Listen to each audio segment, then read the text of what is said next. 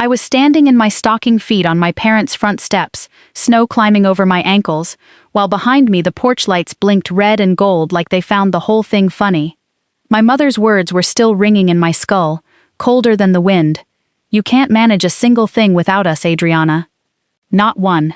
Then, somebody pressed a garbage bag into my arms, and before I could ask what was in it, my father shoved the door shut so hard the wreath jumped off its hook. The deadbolt clicked like a verdict.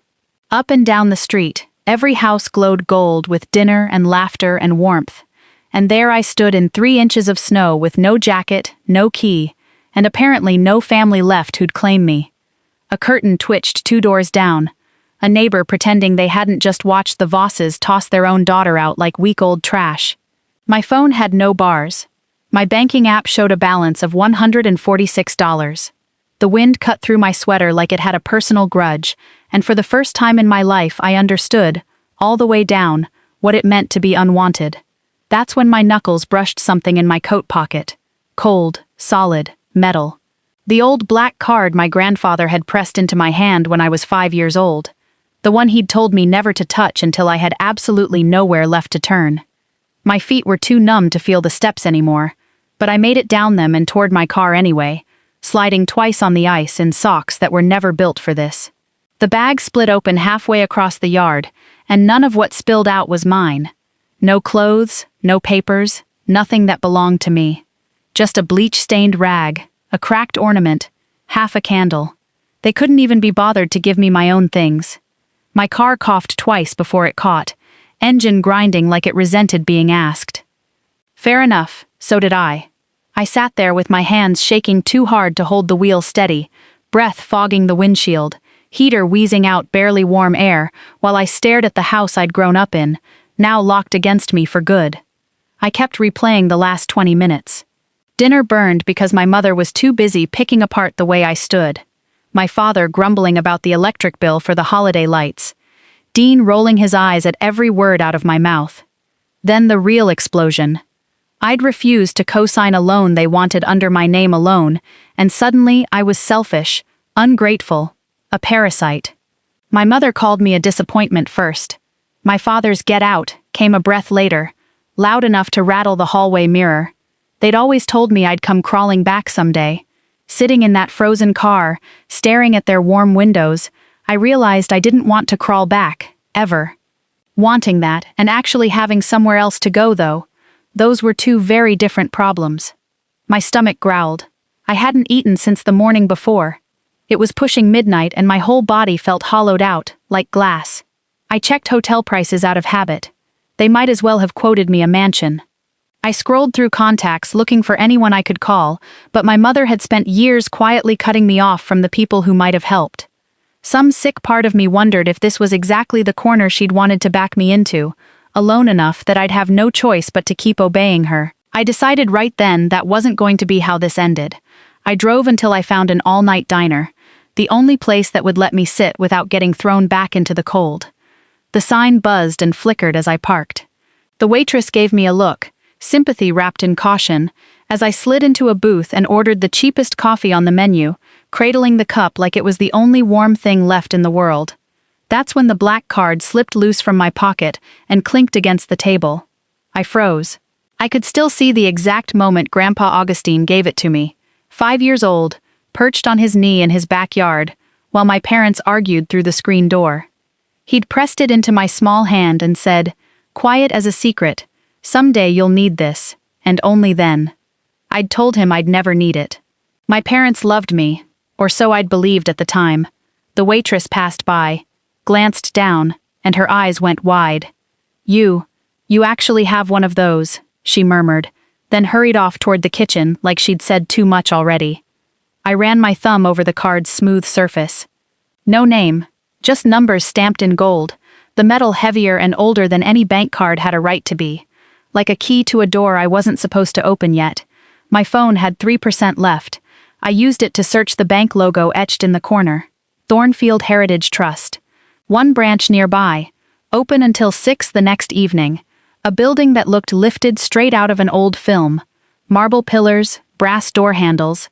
The kind of place that had nothing to do with people like me. But the card had come from Grandpa Augustine, And if there was ever a night I needed whatever he'd meant to give me, it was this one. My phone died in my hand. Of course it did. I sat in that booth 2 more hours nursing the same cup.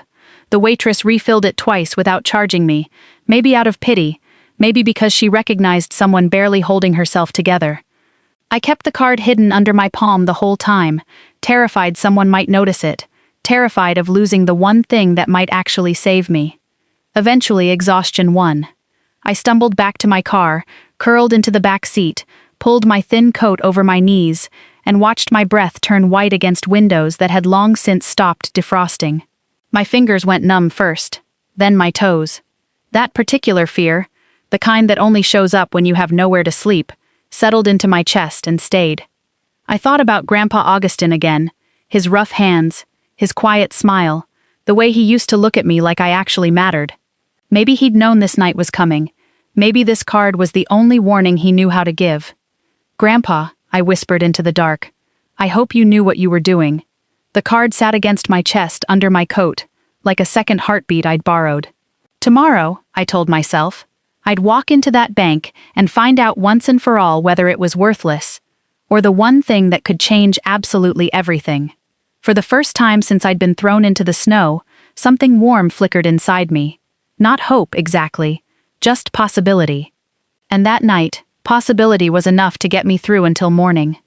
The lights of Thornfield Heritage Trust glowed warm against a gray morning sky as I pulled into the nearly empty parking lot, my stomach twisted so tight it felt like I'd swallowed a stone whole. I'd barely slept curled in that back seat, and my fingers were still stiff with cold when I closed them around the black card in my coat pocket, the one thing keeping me upright under the weight of everything the night before.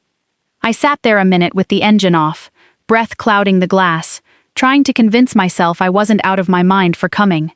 Then my mother's voice cut through again. "You can't manage a single thing without us." And I decided I'd rather prove her wrong than sit there proving her right. I stepped out into air that stung my cheeks and walked toward the building, all marble columns and brass-framed windows, the kind of place where real money lived.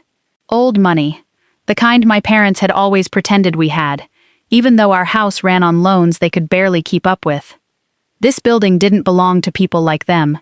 It definitely didn't belong to someone like me, unless my grandfather had meant exactly what he'd told me all those years ago. Inside, the air smelled like polished wood and wool coats. A receptionist in her 50s looked up and gave me the kind of practiced smile bank employees reserve for people they've already decided don't belong. "Good morning. How can we help you today?" My voice nearly cracked. I need to check the balance on an old account. I have the card." I slid it across the counter. Her smile faltered, not rudely, but with a flicker of recognition she clearly hadn't expected to feel. She turned the card over in her fingers, like it was something out of a museum case. "I'll get a manager," she said quietly. "A manager? For a balance check." My exhausted brain immediately spiraled. The account was closed, the card was worthless, I was about to be walked out for wasting everyone's time.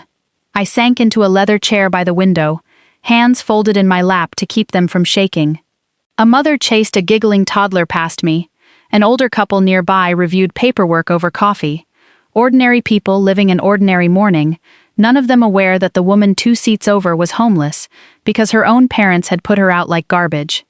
10 minutes crawled by. I was on the verge of bolting from pure humiliation when a tall man in a charcoal suit stepped into the doorway. Sharp haircut, immaculate tie, the kind of composed expression you'd expect from a finance magazine cover. "Ms. Voss?" He glanced at an ID in his hand to confirm it. "I'm Julian Cross, branch manager. Would you come with me? We need to discuss your account privately." My heart slammed against my ribs. Privately? That word felt far too heavy for a balance check. I followed him past a hallway lined with framed portraits of stern-faced founders who looked like they were judging my very presence. His office smelled like cedar and something expensive. He gestured for me to sit, closed the door, and settled behind his desk. "Before we go further, I need to verify your identity." I handed over my license with fingers that wouldn't stop trembling. He typed something, the glow of his monitor reflecting faintly in his glasses, and his eyebrows rose. Just barely, but I caught it. "Ms. Voss," he finally said, "the card you brought in today, belongs to one of our legacy accounts. It hasn't been touched in years. He turned the screen toward me, and everything in me went still. Rows of linked files. Details that looked nothing like an ordinary savings account. And at the top, one word that made no sense at all. "It's active?" I whispered. "Very active," Julian said. "And very well protected." "Protected from who?" He paused. "From anyone but you." The words landed like a physical blow. My grandfather hadn't been the type for riddles or drama. Except, apparently, he had been, in exactly this way. Julian pulled up another file, an internal note dated 22 years back. My eyes caught the name, Augustin Voss. My grandfather. He'd opened this account when I was only 8, with a directive that it could only be accessed by his granddaughter, and only if she arrived with the physical card. I felt dizzy, like the room had shrunk and gone too bright all at once. Julian leaned forward, lowering his voice. "Ms. Voss, before I show you anything further, can I ask what brought you in today?" I looked down at my trembling hands and didn't bother hiding it. "My parents put me out last night, on Christmas Eve. They didn't even let me take my things. I don't have money for a room. I didn't know what else to do." Julian's expression didn't shift dramatically, but something in his posture softened. "I see. Just 2 small words, but they carried something I hadn't heard directed at me in a long time. Respect, maybe, or concern, or something close to real compassion, from a total stranger who had nothing to gain from offering it. I don't even know if there's anything actually in that account," I admitted. "I just remembered he told me to use it if I ever had nowhere else to go." "He was very deliberate about that," Julian said, clicking into another screen. My stomach clenched tighter as numbers began loading, line by line. I sucked in a breath that felt like ice in my lungs. "Is that?" I could barely form the words. "Is that the balance?" Julian didn't answer right away. He let the silence stretch, let the moment settle over both of us, and then slowly turned the monitor so I could see the full screen. I didn't look, not yet. I was too afraid. Afraid it would be nothing, afraid it would be something, afraid of what either possibility would mean for the rest of my life. Finally, I made myself look at the numbers, and everything inside me folded in on itself at once. I blinked and the digits refused to make sense. My pulse spiked, a roar building in my ears loud enough to drown out everything else in that office. "No," I whispered. "That can't be right." "It is," Julian said, steady as ever. The air left my lungs all at once. My hands flew to my mouth like someone had just pulled me up out of deep water, because the number on that screen wasn't small, wasn't modest, wasn't anything I could talk myself out of believing. It was $71,400,000. Life-altering. Unreal. Impossible. I shook my head, breath hitching.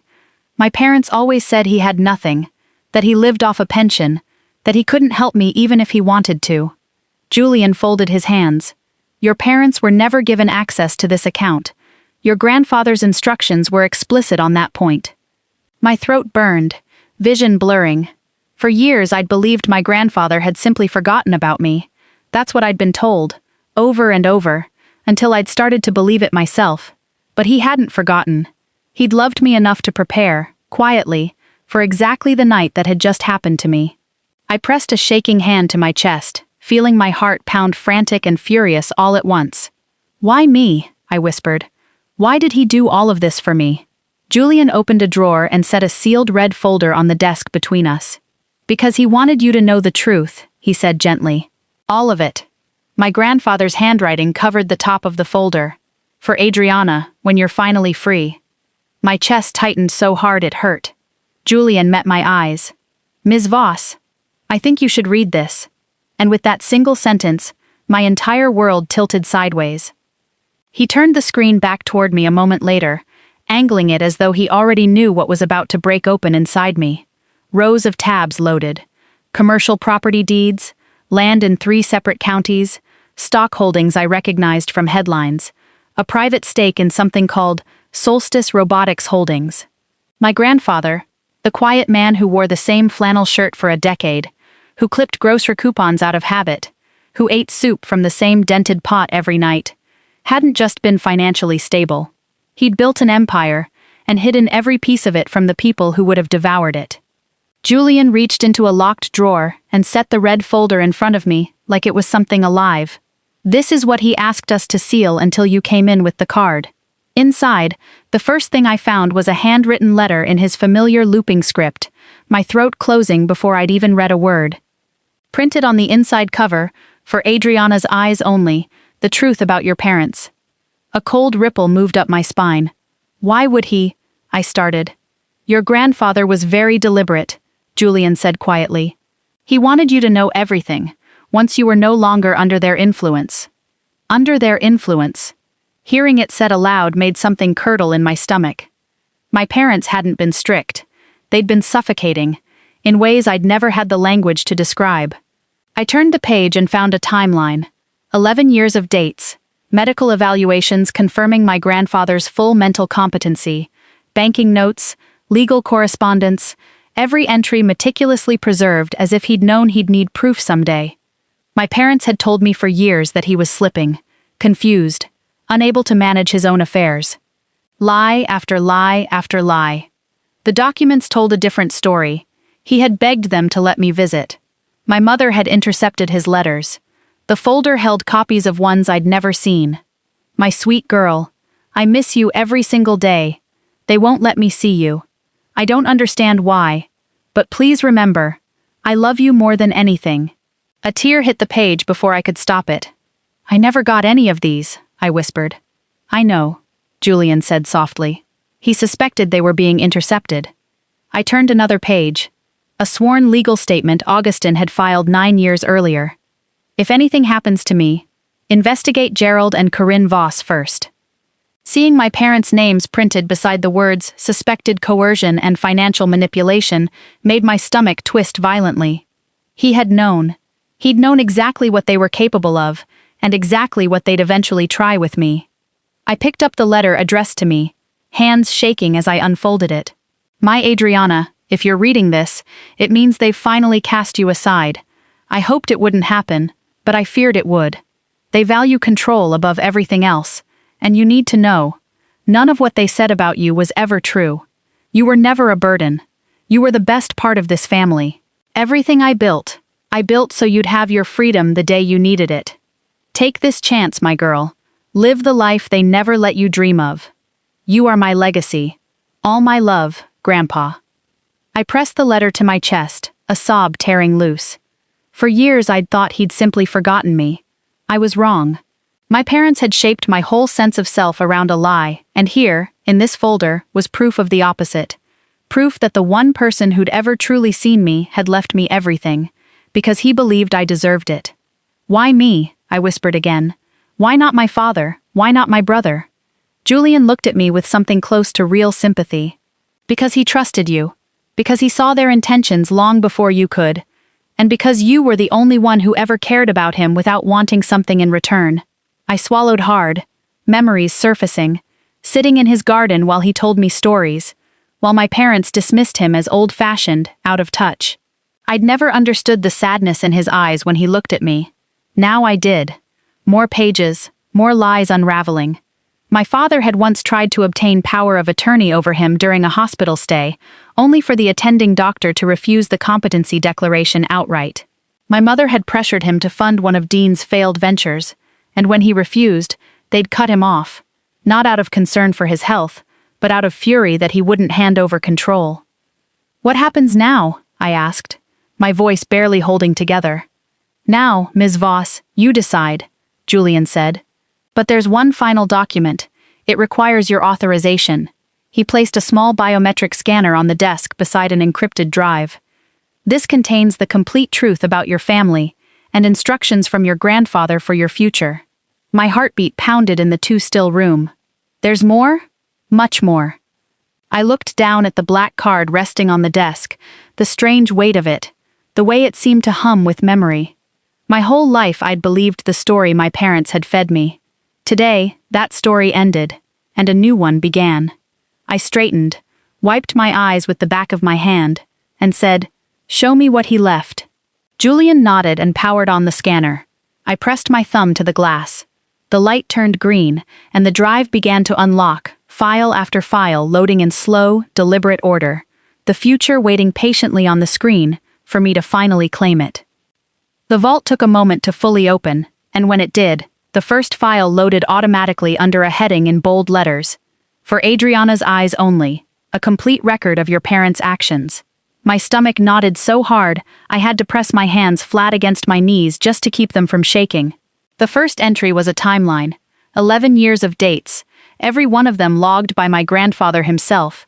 Reports, transcripts, notarized statements.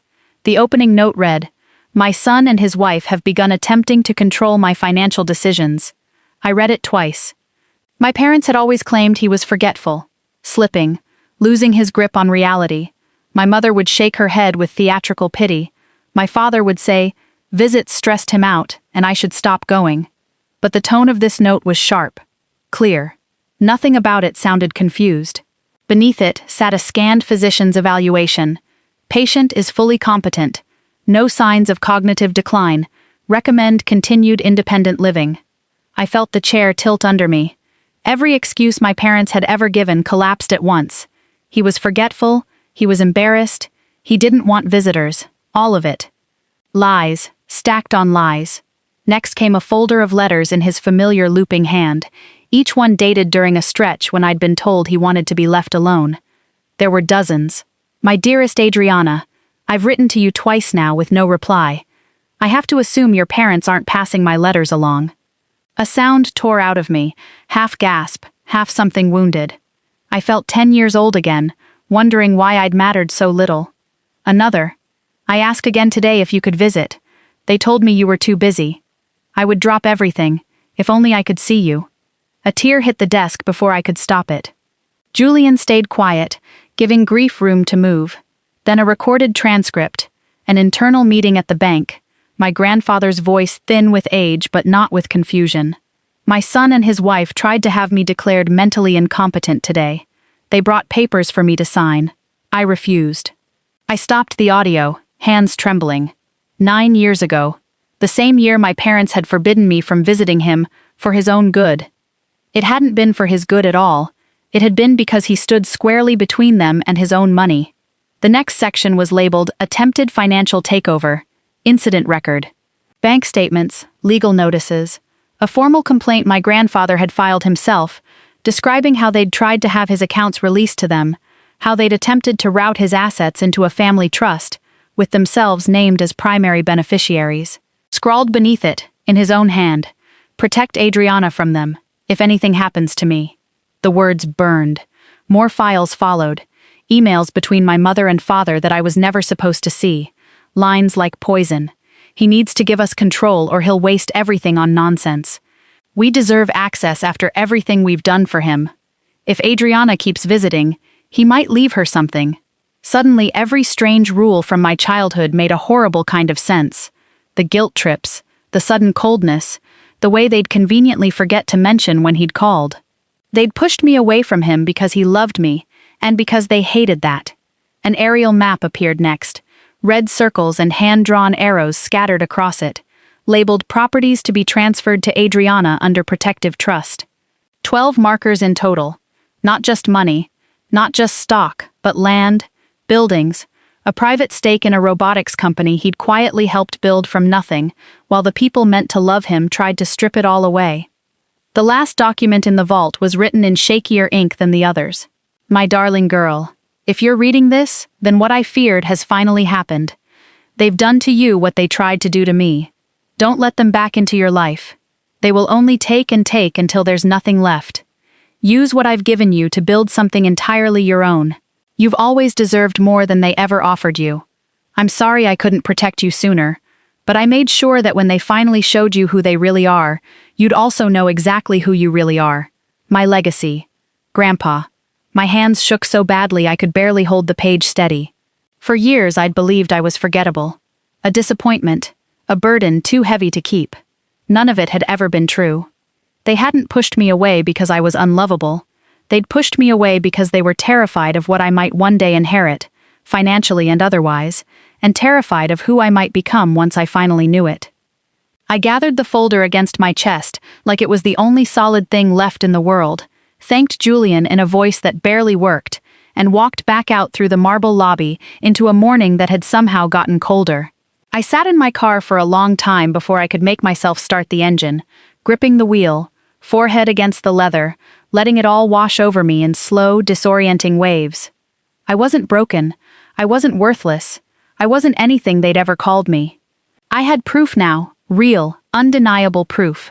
And with it came a fear just as sharp as the relief. What now? My phone buzzed once against the seat. An unknown number. We need to talk. My stomach dropped, and I blocked it before the fear could dig in any deeper. Then I put the car in gear and drove, the bank shrinking in my mirror, the version of myself who'd slept in that back seat 2 nights ago feeling like someone I barely recognized anymore.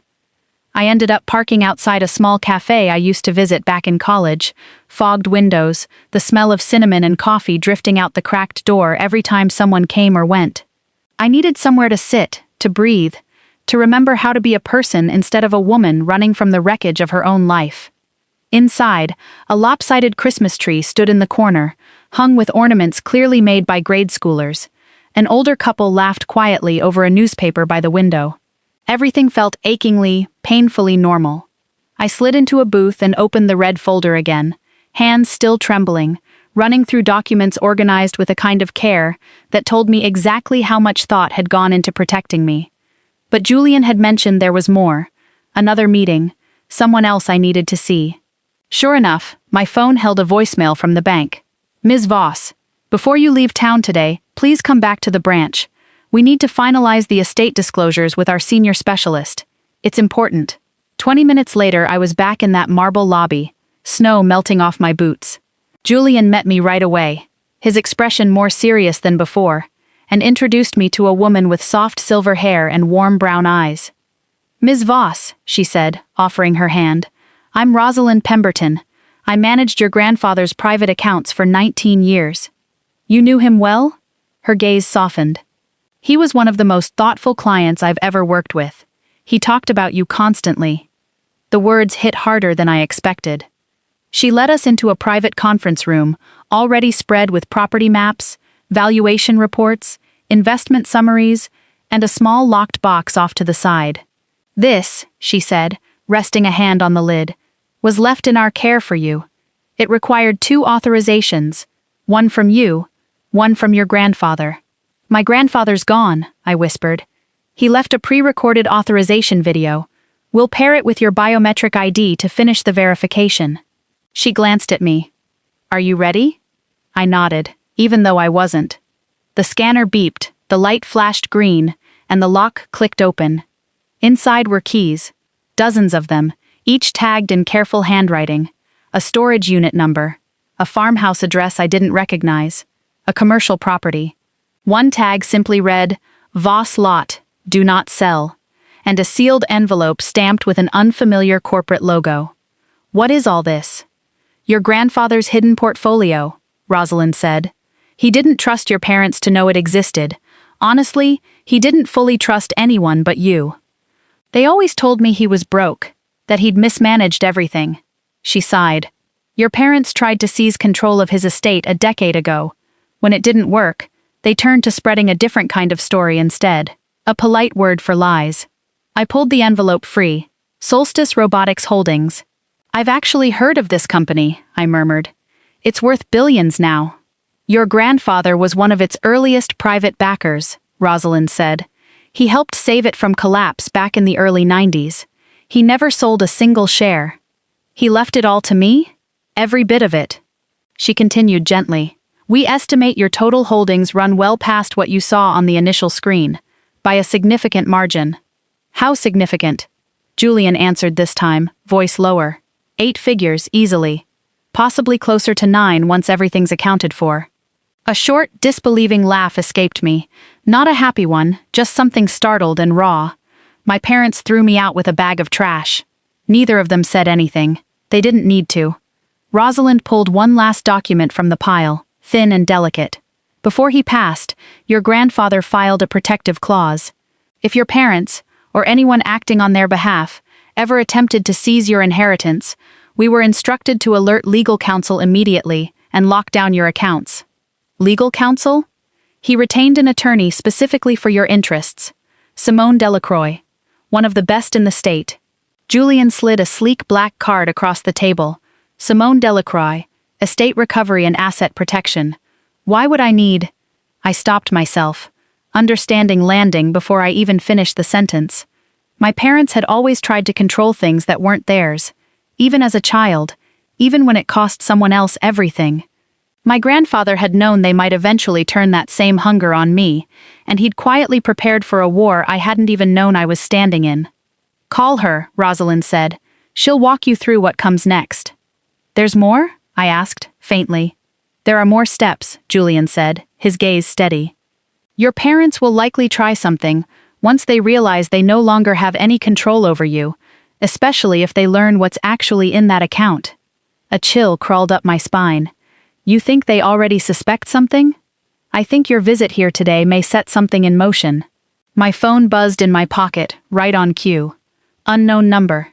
We heard you went to the bank. Call us. Now. My blood went cold. Julian's expression hardened. Ms. Voss, do not speak to them. Not directly, not through anyone else. What do I say if they reach out again? Nothing at all, Rosalind said calmly. I closed the folder slowly. I didn't feel powerless anymore. Terrified? Yes. Overwhelmed? Absolutely. But not powerless. My grandfather had built me a way out of the life my parents had tried to trap me in, brick by careful brick. I stood, gripping Simone's card. Set the meeting, I said. I'm ready. Julian nodded once, approvingly, and as I walked back out into the falling snow, the world didn't feel quite so impossible anymore. Hard, yes. Dangerous, without question. But for the first time, I had something worth fighting for. My life, my freedom, my future. And I had absolutely no intention of handing any of it back. I sat in my car outside the cafe, with Simone's card still warm from my grip, the whole world tilting in slow circles around me. The folder on the passenger seat held more truth than I'd had access to in my entire life, and yet all I could think about was how empty I felt.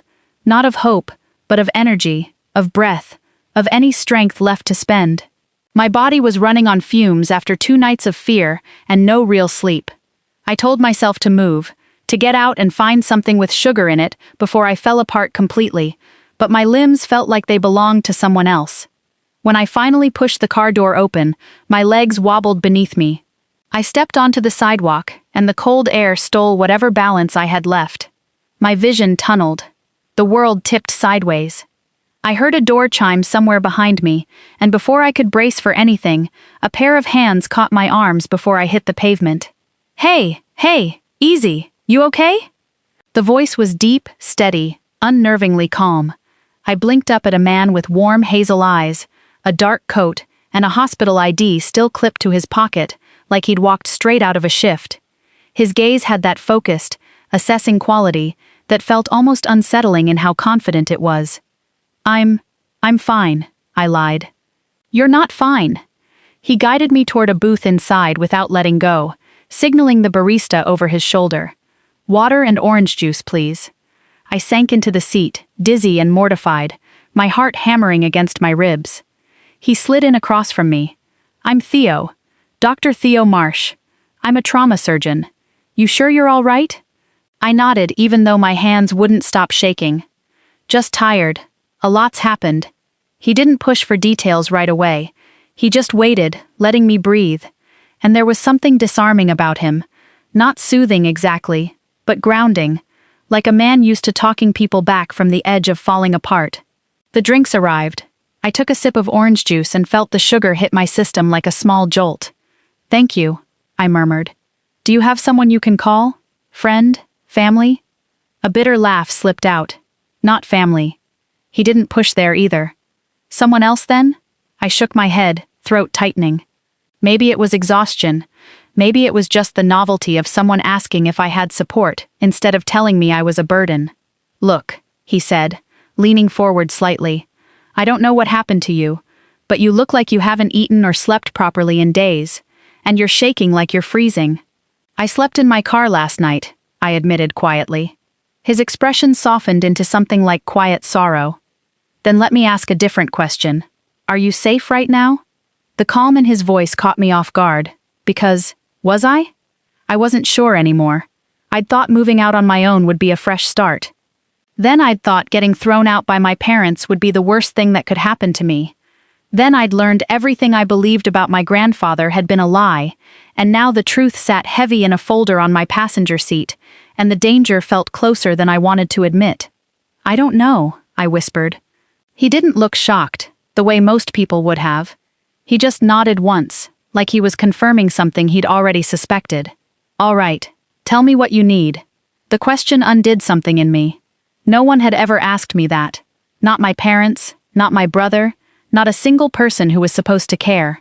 My throat tightened. I need somewhere to think. I need to figure out what comes next.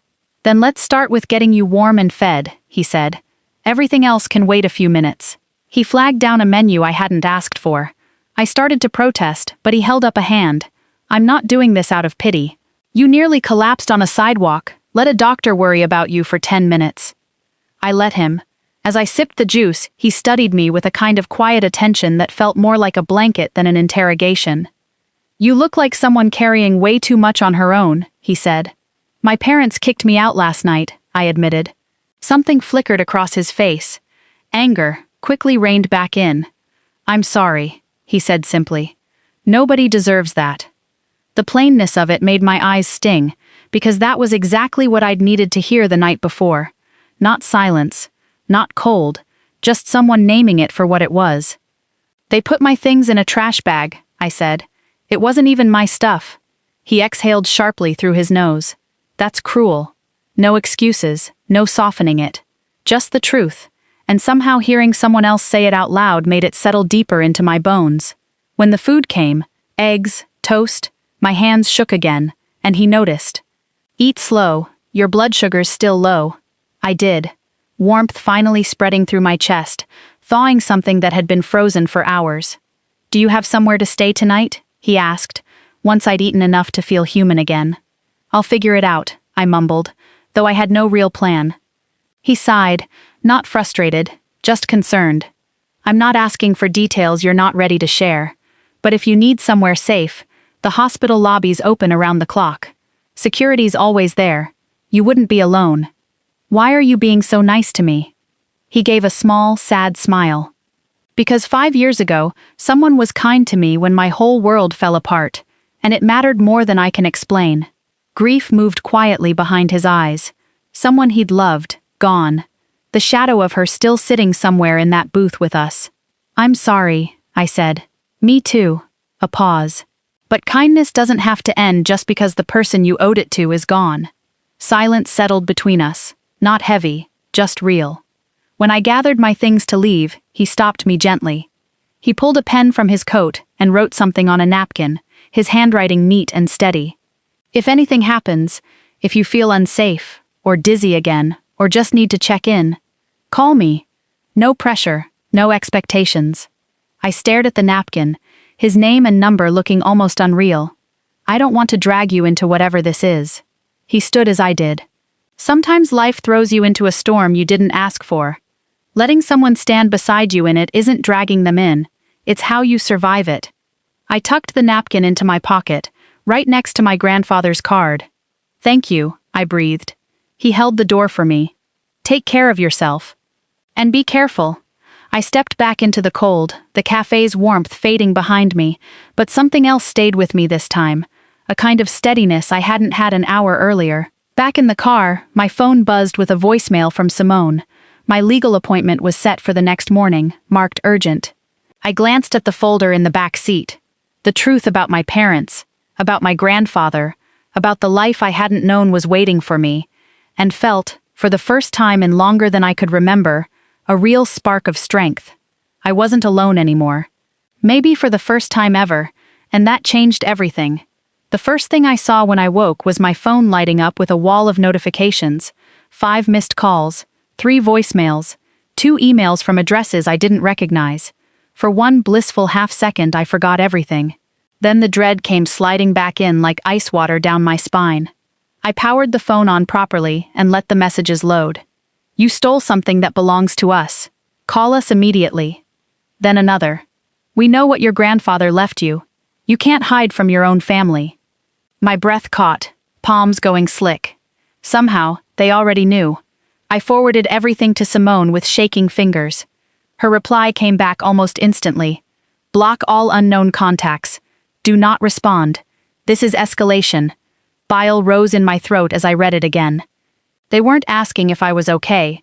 They weren't shocked I'd been sleeping in a car 2 nights earlier. They were demanding, accusing, threatening. My parents hadn't lost a daughter that night on the porch. They'd lost control, and that was the only part that seemed to actually bother them. I threw on clothes and grabbed the folder off the floor, every step feeling unsteady, like I was walking straight into a storm I didn't fully understand yet. Before I even made it out of the hotel room, another text buzzed through from an unknown number. You'll regret not cooperating. I blocked it and hurried outside, the cold slapping me awake as I scanned the parking lot. And there it was again.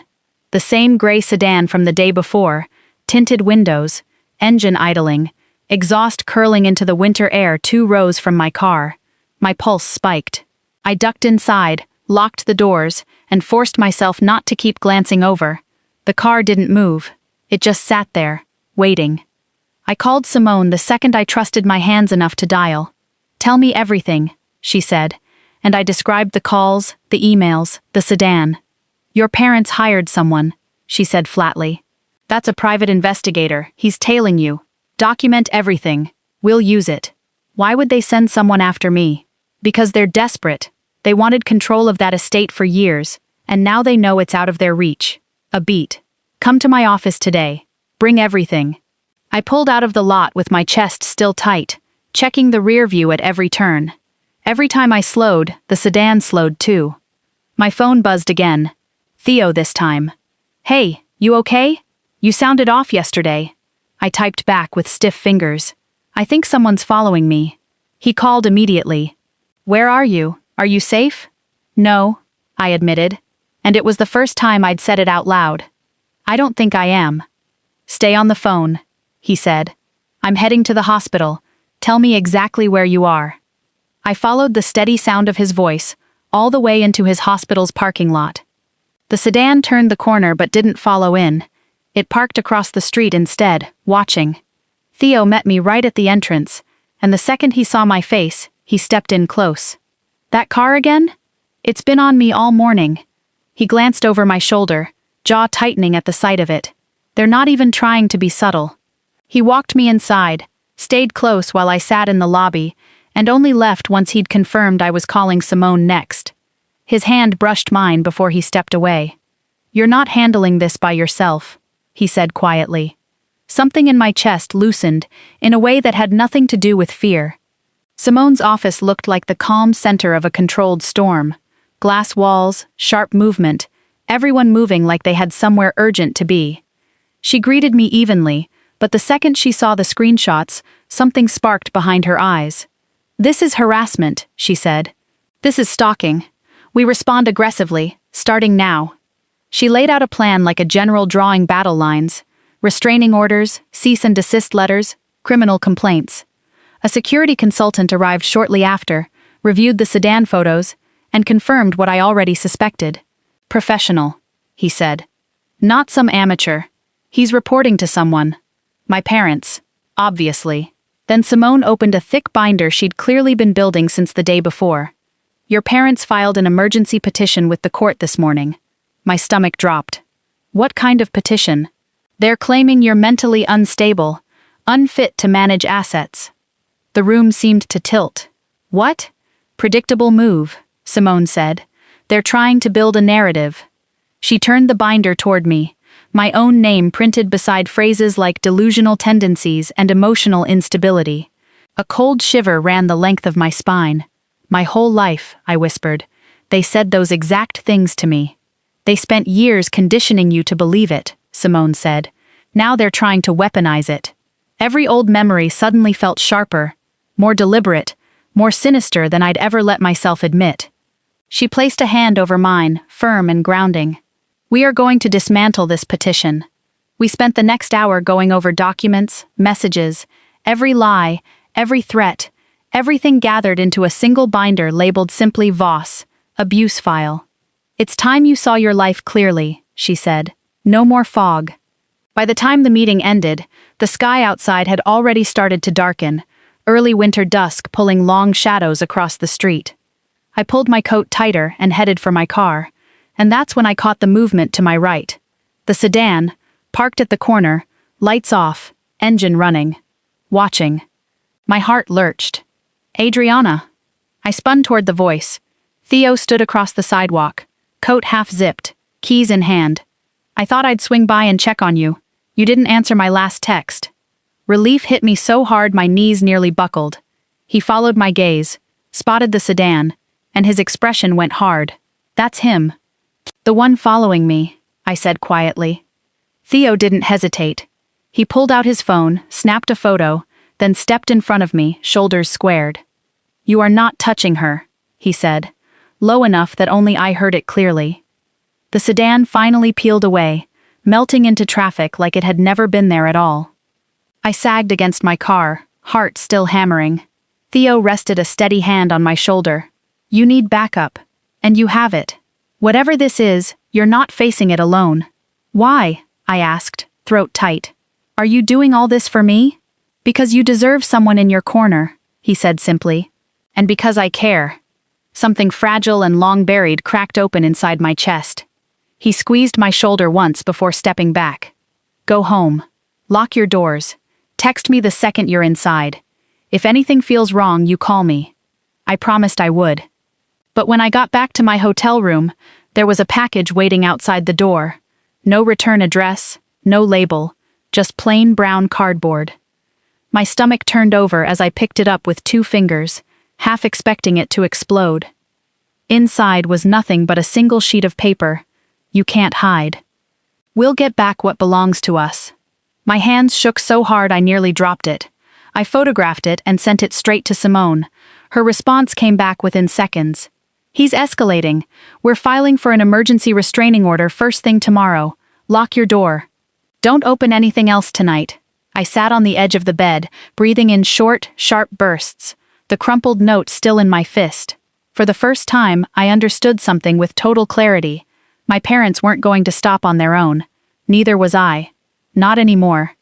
The gavel came down with a crack sharp enough to make every molecule of air in the courtroom feel too thick to breathe. I gripped the edge of the table so hard my fingers ached.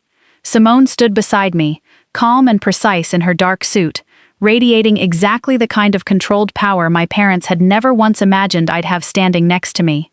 Across the aisle, my mother fussed with her pearl necklace, hands unsteady, while my father stared at me like I was a stain on the family name he intended to scrub out personally.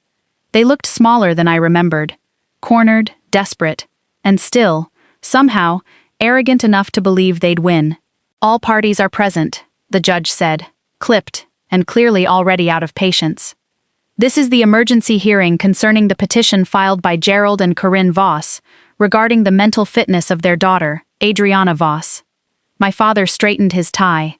My mother arranged her face into something trembling and fragile, clearly rehearsed. Their attorney, thin, sharp-featured, the kind of woman who looked like she ate loopholes for breakfast, stepped forward first. Your Honor, we're here today out of deep concern for our daughter. She has displayed increasingly erratic behavior, made impulsive financial decisions. That's a lie, I whispered. No. Simone's hand touched my arm lightly. Wait. And has recently gained access to significant funds left by her grandfather while in an emotionally unstable state. We believe she's being manipulated and is not mentally capable of managing such assets. My mother dabbed delicately at dry eyes. Every bit of it staged. Simone rose, movements clean and unhurried. Your Honor, we're prepared to respond to all of it, including evidence of stalking, harassment, and financial manipulation committed by the petitioners themselves. The judge's gaze sharpened. Proceed. She started with a stack of medical records confirming my grandfather's full competency at the time he'd established the trust. My parents stiffened. Then came security footage from the bank, 9 years old, showing both of them attempting to pressure an elderly man into signing away control of his own estate. My father jerked upright. My mother gasped. Their attorney tried to object, but the judge silenced her with a raised hand as the footage played. My father, red-faced, pointing at a stack of papers. My mother hovering behind him, lips thin with fury. My grandfather, calm and completely unmoved, refusing to sign a single page. The courtroom went dead silent. We also have email correspondence, Simone continued, in which the petitioners discuss framing Mr. Voss as mentally incompetent. One line reads, and I quote, "He's old, who's going to believe him?" My father's jaw clenched. My mother's face drained of color. And finally, Simone said, pulling out a printed transcript, "We have the letters Mr. Voss wrote to my client, letters her parents intercepted and hid from her for years." She read one aloud, and hearing my grandfather's voice on paper felt like a hand pressed flat against my chest. I covered my mouth to keep from making a sound, then she delivered the blow that broke the room wide open. There is also evidence that the petitioners hired a private investigator to follow my client, including footage of the same vehicle outside her hotel on multiple occasions. She gestured to the screen. My own photos of the gray sedan. My father lunged forward, slamming both hands on the table. "That's taken out of context." The gavel cracked down again. "One more outburst and you'll be removed from this courtroom." He sank back, chest heaving, eyes burning. "Your Honor," Simone said, "it's clear the petitioners aren't concerned parents. They're individuals trying to reclaim an estate they failed to seize from its rightful beneficiary." Even the opposing attorney looked rattled now. "Your Honor, we believe." "I believe nothing without evidence behind it," the judge snapped, rubbing his forehead. He looked from the documents to me, and his next words felt like the first real breath I'd taken in days. "Petition denied." My breath rushed out in a shaky gasp. "Furthermore," he continued, voice hardening, "given the documented harassment, stalking, and coercion, this court is issuing a temporary restraining order against Gerald and Corinne Voss, effective immediately. I'll also be recommending this matter be reviewed by criminal investigators." My parents' heads snapped toward me in outraged unison. Their attorney looked ready to disappear into the floor. "Thank you, Your Honor," Simone said simply. Outside the courtroom, I leaned against the wall, shaking. Relief and fear tangled together in my chest. Theo appeared in the hallway, almost like he'd been waiting there the whole time. He stepped toward me slowly, uncertain, then brushed a tear off my cheek before I even realized I was crying. "You did it," he murmured. "You stood up to them." "I feel like I'm about to fall over," I admitted. "You're allowed to," he said gently. "Just not alone." Simone joined us a moment later, heels clicking with purpose. "We're not finished. There's a long road left. But today, you won. And you're safe. For now. Safe. A word I hadn't felt in years. Theo took my hand as we stepped out into the cold, the gray sedan nowhere in sight, and for one fragile moment, the world felt like it might actually settle. Then my phone buzzed as I reached my car door. No name, no number. Just, enjoy your freedom while it lasts. My blood went cold. Theo saw my face and took the phone gently from my hand. When he read it, his jaw tightened in a way that mixed fear and comfort together in my chest all at once. "They're not done," he said quietly. "Neither am I," I answered. And I meant it more than I'd meant anything in years. Snow came down heavier the next morning, the kind of hush that somehow made everything feel more dangerous instead of peaceful. I stood at my hotel window watching it drift past the street lamps, stomach tight with a dread that made no sense after the win we'd just had. My parents had lost their petition. They'd been exposed, cornered, and people like them only ever hit harder when they're backed into a wall. A text from Simone came through first. "Police found evidence the investigator tampered with your mail. Meeting at my office at 10. Don't come alone. Stay visible." I stared at those words longer than I should have. Don't come alone. It shouldn't have hit me the way it did, but it did.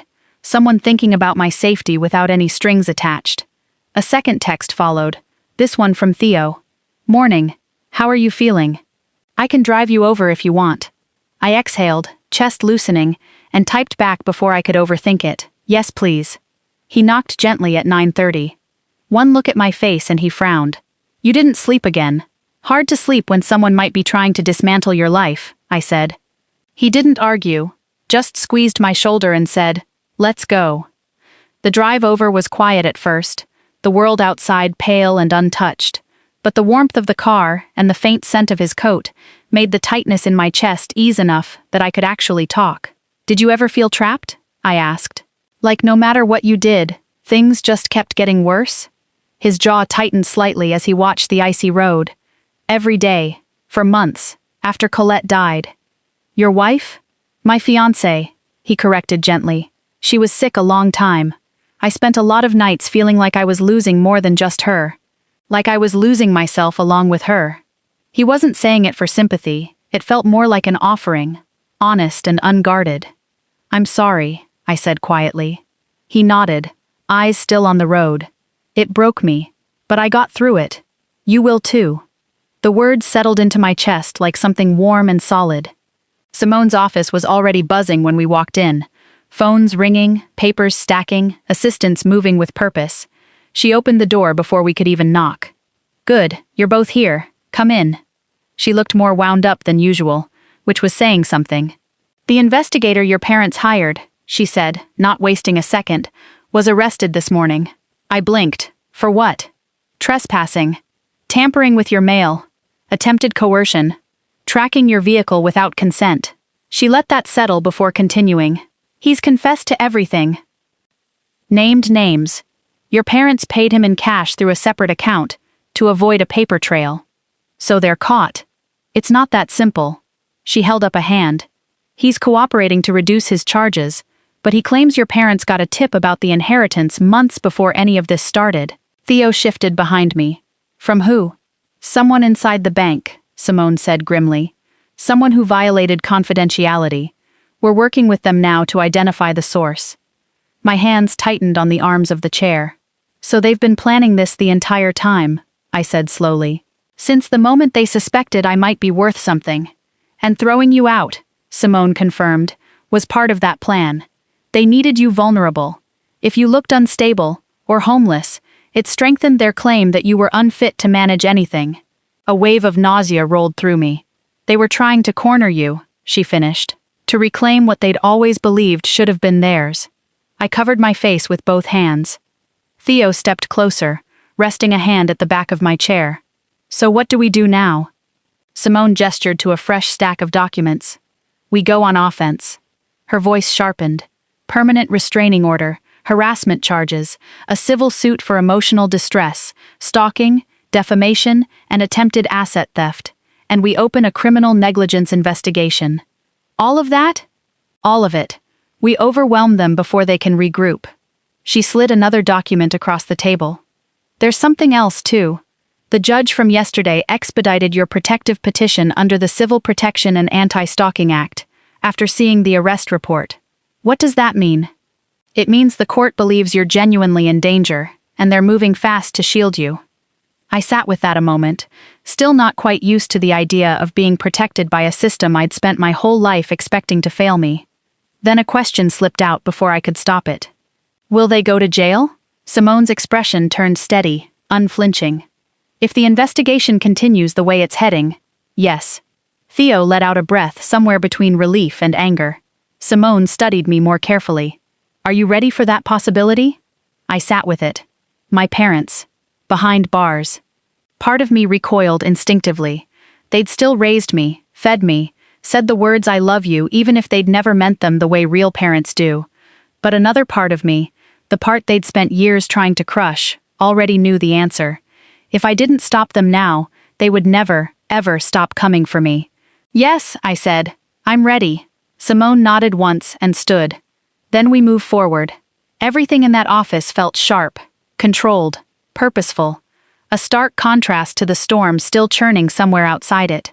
Hours later, Theo drove me back to the hotel, wind howling against the windshield. I felt hollowed out but strangely steadier than I had in days. The judge believed me, the investigator had confessed, and Theo had somehow become a constant I hadn't realized I needed. When he pulled into the lot, he turned to me with a seriousness that made my stomach dip. You shouldn't stay here tonight. It's fine, I started. He shook his head. It isn't. Someone left a package at your door yesterday. That means they know exactly where you sleep. A shiver ran through me. Come stay at my place. Just for tonight. Cameras, a doorman, someone at the desk around the clock. You'd actually be safe there. My chest twisted with something that wasn't fear at all. I don't want to be a burden, I whispered. He stepped closer. You're not a burden. You're someone I care about. My breath caught. He held out his hand. Come with me. And for the first time in my life, instead of running from fear, I reached straight toward safety instead. Yes, I whispered, slipping my fingers into his. I'll come. The elevator doors slid open with a soft chime, warm light spilling into the hallway as Theo led me toward his apartment. Exhaustion and leftover adrenaline from the last 2 days sat heavy in my limbs. But underneath it, something new was blooming too. An unfamiliar kind of safety. His hand stayed wrapped around mine the whole way. Not tight, not possessive, just steady, like he was anchoring me to the present so I wouldn't drift back into fear. His place sat on the top floor of a modern building overlooking the river.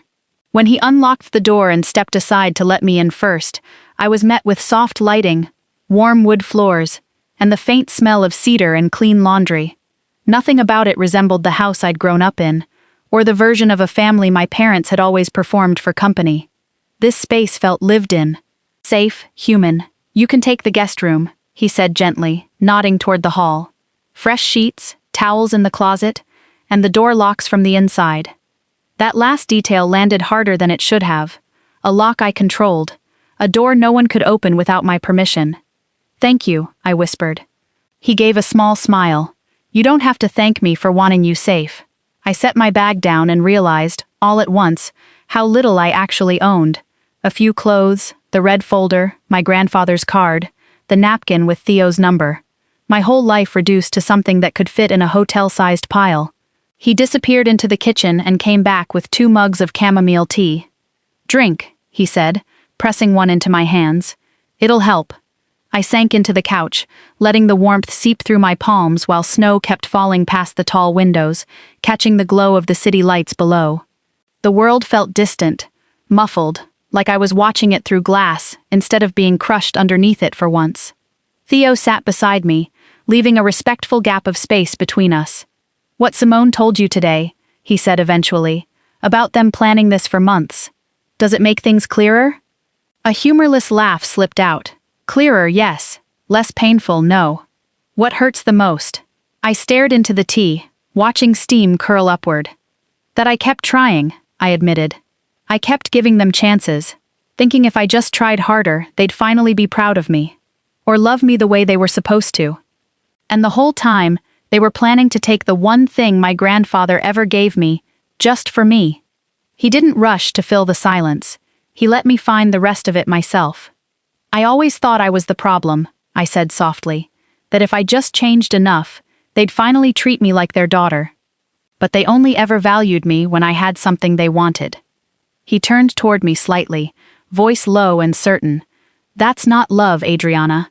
That's ownership. That's control, and none of it was ever something you deserved. Then why didn't they love me? My breath shook.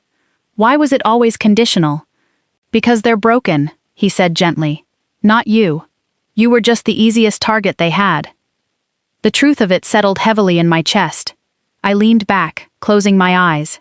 Can I ask you something? He murmured. I nodded. When all of this is finally over, what do you actually want your life to look like? I opened my eyes slowly. The question was simple, but it hit like a wave. No one had ever asked me that before. My parents had only ever cared what I could do for them. My grandfather had asked once, back when I was too young to have a real answer.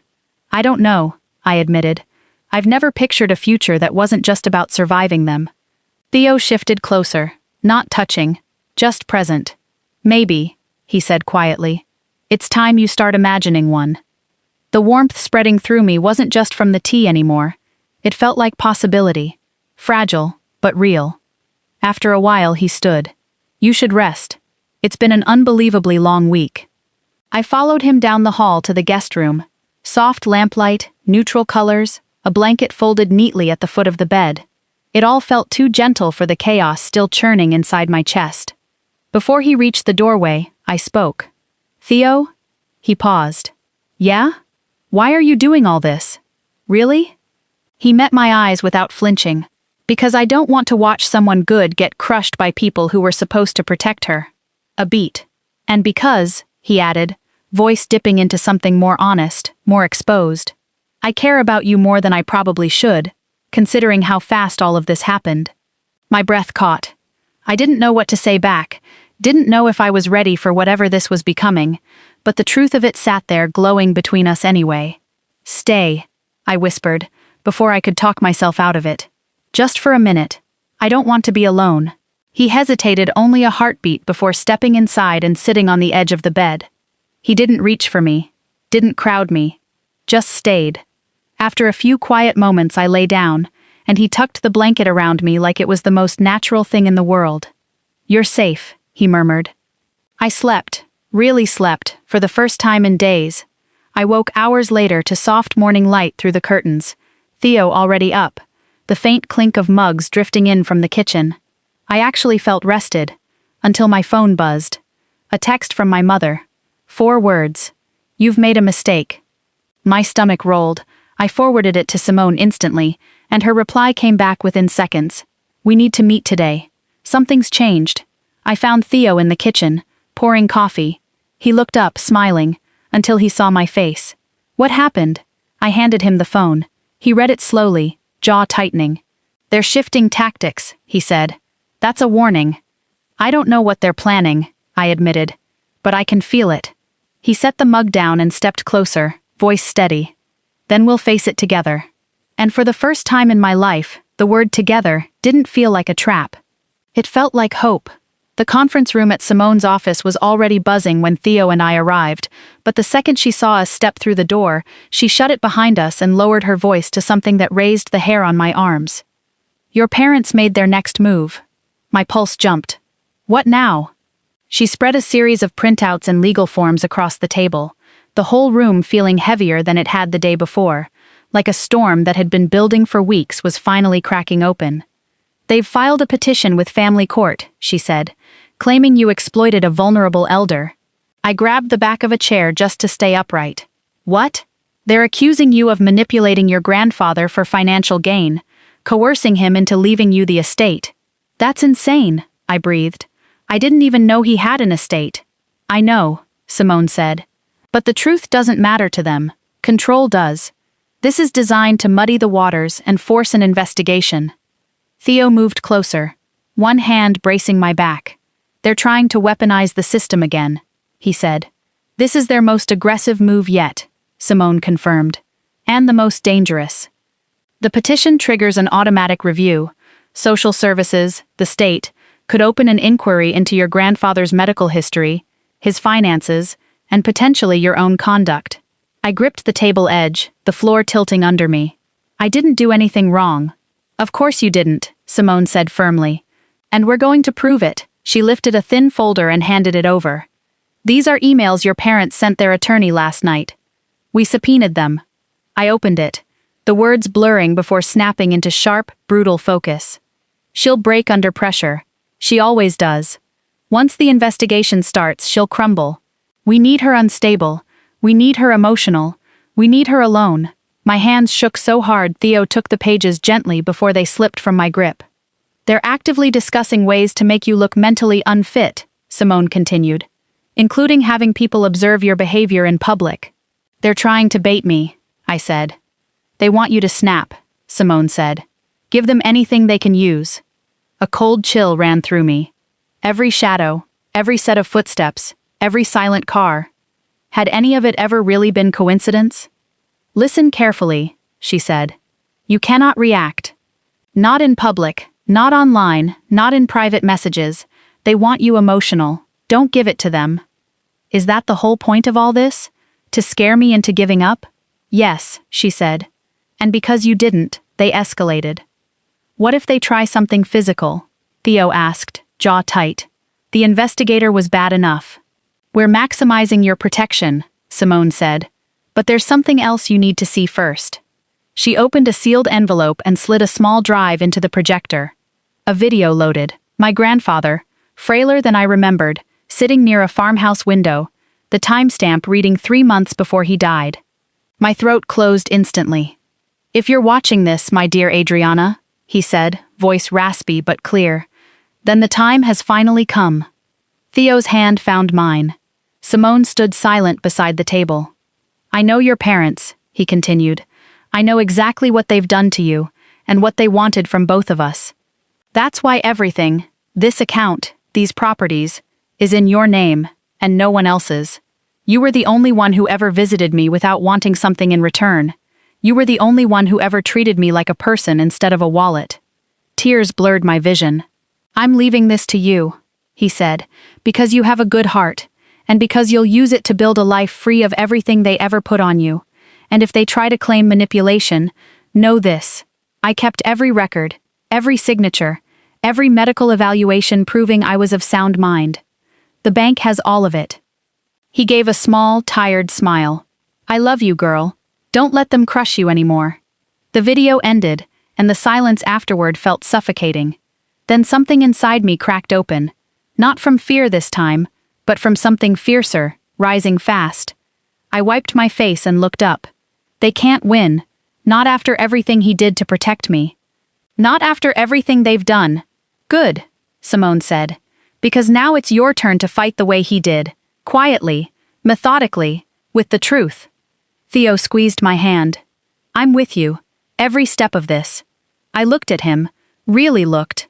The steadiness, the worry, the way he'd shown up again and again without ever needing to be asked twice. Something moved in my chest that I'd been too afraid to name. Thank you, I whispered. Meeting adjourned, Simone said, walking us to the elevator. You'll need an increased security detail starting today. Don't go anywhere alone, not even to a grocery store. Keep your phone on you at all times.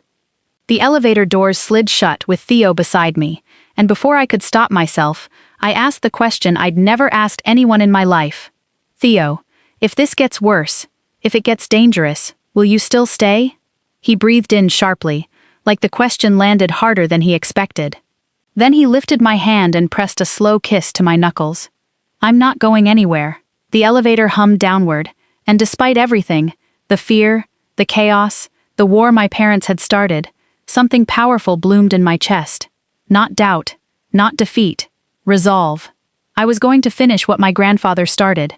I was going to take my life back, and my parents were never going to control me again. Snow was falling again the morning everything finally settled. I watched it drift past Theo's kitchen window, the whole city hushed under white in a way that felt almost unreal after weeks of nothing but sirens in my head.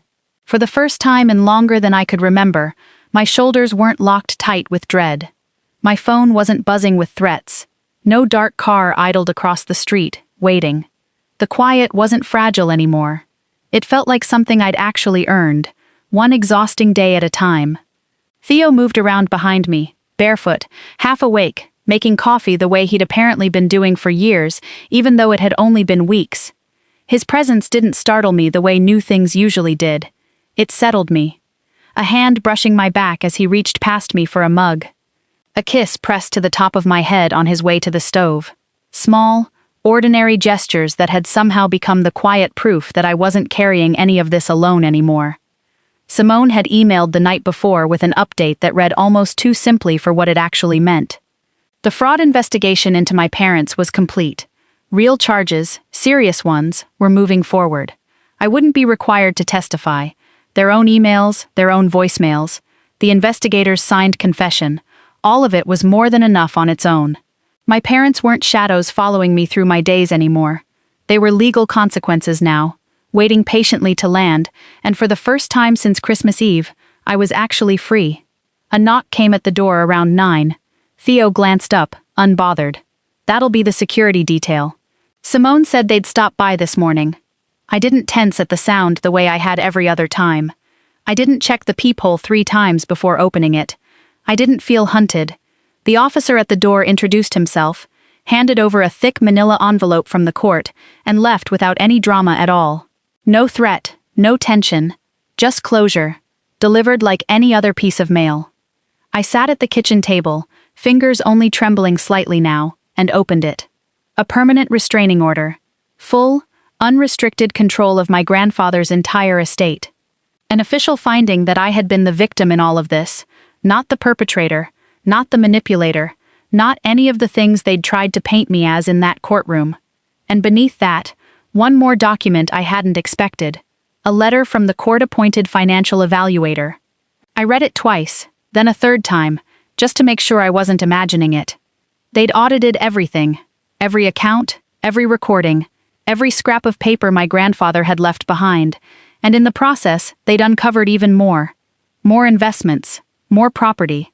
Assets my parents had never even known existed because Grandpa Augustin had hidden them that thoroughly, that carefully, for that many years. I let out a short, disbelieving laugh. Theo looked over. Good news? He left me more than we thought, I said. A lot more. He pulled out the chair beside me and sat, reading the letter over my shoulder. Then maybe it's time you start deciding what to actually do with it. I stared down at the page and felt something unfamiliar settle over me. An open horizon, a future that belonged entirely to me, not shaped by fear, not dictated through a locked door or a guilt trip or somebody else's cruelty. Mine, for the first time in my life.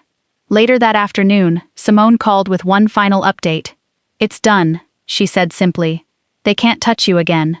I stepped out onto the apartment balcony while she talked, listening to the low hum of the city below, breathing in air that tasted, for once, like relief instead of dread. When the call ended, I stayed out there a while, letting the wind pull at my hair, letting the reality of this new version of my life settle all the way into my bones. Theo joined me a few minutes later, hands tucked into his coat pockets. You okay? I nodded slowly. I think for the first time, I actually know what that feels like. He smiled the particular smile he always gave me when he wanted to make sure I believed something about myself. What's next, Adriana? I turned to face him, warmth spreading through my chest despite the cold. I want a home, I said softly. A real one, not somewhere to hide, somewhere to actually live, somewhere I can finally just breathe. He nodded, slow and certain. Good. I hesitated, searching his face for a beat, before I let myself say the rest of it. I want you there, if you want to be. His expression softened into something steady, something that felt a lot like a promise being made out loud. I'm not going anywhere, he murmured. Wherever you go next, I'm right there beside you. I didn't even realize I was crying until he brushed the tear away with his thumb. Weeks passed. The last of the snow melted, and the first hints of spring crept in along the edges of the city. Buds on bare branches, longer light in the evenings, the ground finally soft again underfoot. We found a little brick house just outside town, on a quiet street with a real yard, the kind of place my grandfather would have loved without a second thought. A porch where the afternoon light pooled just right. Not a mansion, not a fortress built to keep the world out. Just a beginning, a plain, solid symbol of everything I'd rebuilt for myself, out of nothing but a black card and a folder full of truth. We spent the first weekend there painting walls the color we'd argued over for 20 minutes in the paint aisle, and both secretly loved. Boxes came in faster than we could unpack them. Theo filled the kitchen with music, and the smell of whatever he was attempting to cook that night, usually with mixed results and zero regrets. I filled the shelves with books I'd never had anywhere permanent to keep before, and lined the windowsill with plants I fully intended to keep alive out of sheer stubbornness. We had a security system installed. Not because I lived in fear anymore, but because I'd finally reached a place where I valued myself enough to protect the life I'd built. There's a difference between building walls out of fear and building a door you get to choose who walks through, and for the first time, I understood exactly what that difference felt like. Some evenings, when the light slanted just right through the front windows and the whole house went quiet and gold, I could almost feel my grandfather there with me. Not in some dramatic, ghost story kind of way. Just a presence. A feeling that he was finally watching over me the way he'd always wanted to, the way he'd spent years quietly arranging from behind the scenes without me ever knowing. I visited his grave one morning in early summer, the air warm, the small bundle of flowers I'd brought rustling gently in the breeze. I knelt down and rested my hand against the cool stone for a long moment before I finally spoke. You were right, I whispered. About all of it. Thank you for believing in me, long before I ever learned how to believe in myself. I laid the flowers down carefully, tracing my fingers over the letters of his name. I'm okay now, I told him. I'm finally, actually okay. Walking back to my car, I felt lighter than I had in years. Steadier, whole, in a way I hadn't been since I was a little girl, sitting on his knee in a backyard that no longer existed except in memory. When I got home, my home, Theo was waiting on the porch, smiling the particular smile of someone who already knows they've found exactly the place they're meant to stay. I think about that Christmas Eve porch a lot these days. The snow, the slammed door, the trash bag full of things that weren't even mine. I think about how certain I was, standing there in the cold, that I had nothing left and no one who wanted me. And I think about how wrong that certainty turned out to be. Not because the pain wasn't real, but because it wasn't the whole story. It was never the whole story. Somebody had believed in me long before I had any reason to believe in myself, and he'd spent years quietly making sure that when the worst finally happened, I wouldn't actually be starting from nothing. If you've made it this far with me, thank you for staying through all of it. If you've ever felt thrown away, unseen, or written off by the very people who were supposed to protect you, I hope this reminds you that your worth was never theirs to decide. Tell me in the comments where you're watching from tonight, and if this story meant something to you, hit like and subscribe so you don't miss what's coming next. There's more of this journey ahead, and I'd genuinely love to have you along for it.